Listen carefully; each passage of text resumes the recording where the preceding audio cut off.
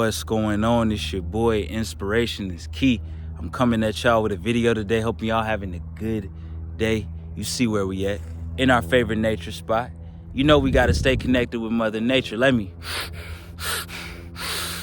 get uplifted because it feels so good. I hope you've been having an excellent day. As always, continue to take care of yourself. Continue to become your best and inspired version. Continue to empower yourself each and every single day. Stepping outside of your comfort zone, stepping into the unknown, and just making sure that you're getting uplifted because it feels so good. Let me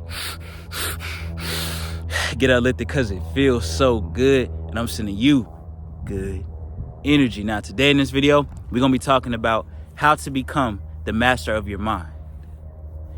Now, there are a few things that we have to realize before we talk about becoming the master of your mind.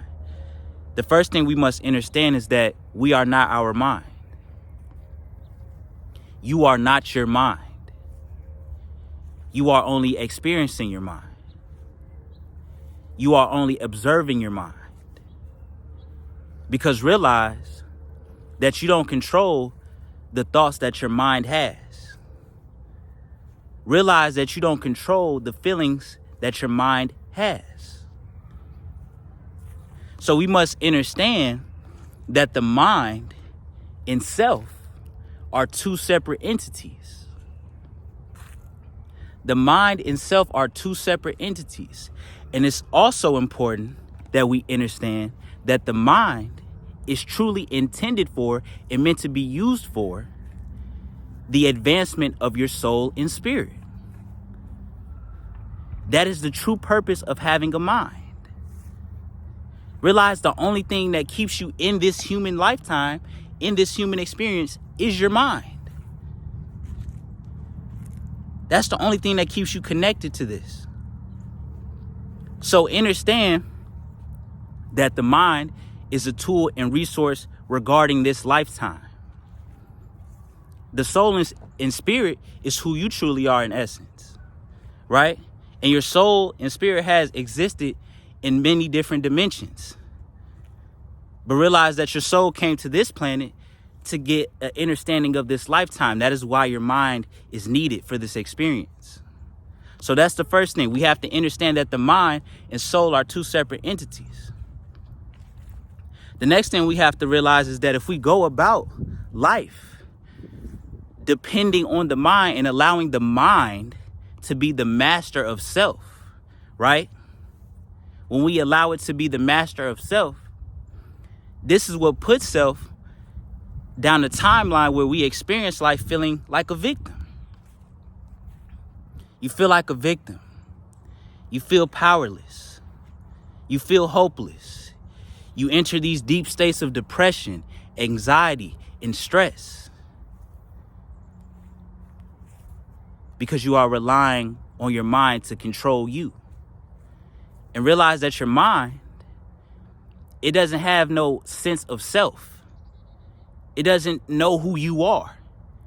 It only operates off of what self consumes and what self is around.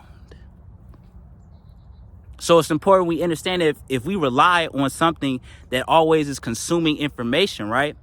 You're consuming information, you're consuming all of this, and you just continue to give that your energy, right? You give these thoughts, these feelings, these emotions, your energy, they are going to manifest into your reality.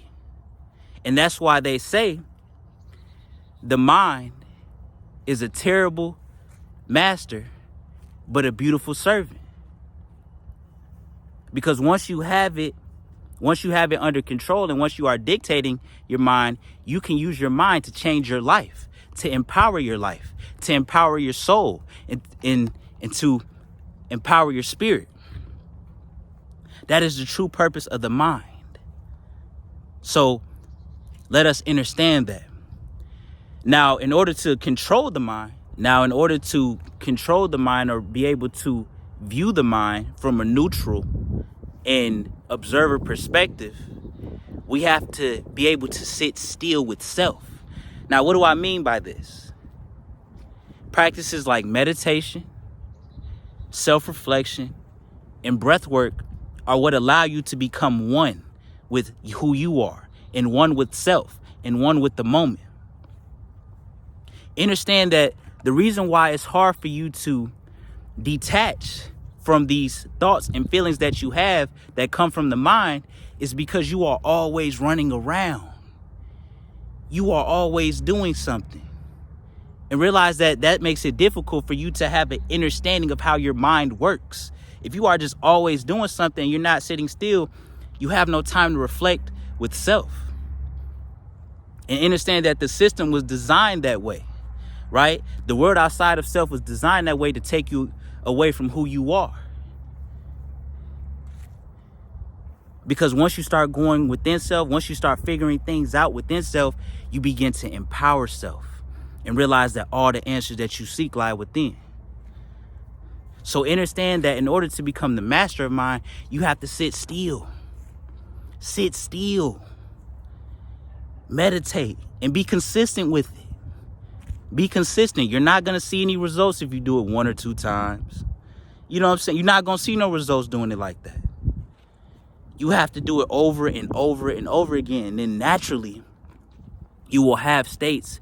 You will tap into a state where you become the master of your mind and you begin to approach your thoughts and feelings from that neutral observer perspective, which allows you to take your power back in your life. Because realize that when you allow the mind to have control over you, that's where you become powerless. But when you take the power from your mind and you empower self and your soul, that's when you begin to have your power and begin to change and transform your life for the better. So that's how we become the master of our mind. Let's continue to empower self. Let's continue to become our greatest version. And let's make sure that we